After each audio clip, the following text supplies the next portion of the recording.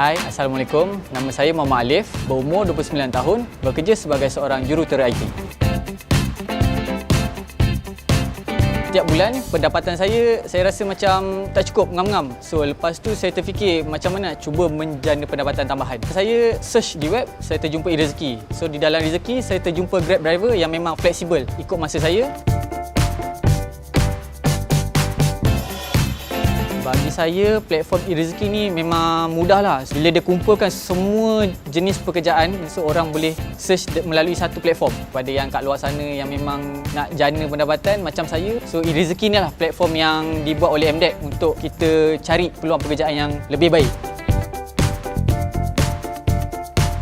Saya kalau ikutkan daripada kecil suka memandu. So jika kalau saya keluar awal pagi, at least saya boleh buat 1 atau 2 trip sementara saya sampai ke tempat kerja.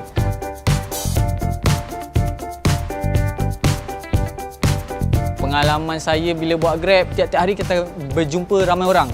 Ada yang okey, ada yang masuk tu kalau diam, diamlah. Macam-macam kerenah lah dia.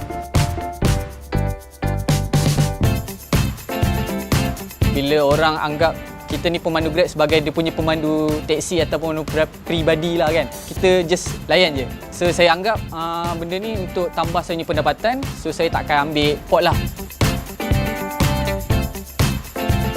Orang kata sebagai menghargai customer lah. Biasanya saya akan bantu dia kalau dia pergi pasar, saya akan tolong angkat barang dia, saya akan hantar ke depan pintu. Saya mengucapkan berbanyak-banyak terima kasihlah pada rezeki kerana dari situ saya dapat jumpa peluang pendapatan yang saya rasa saya minat dan memang sangat-sangat membantulah.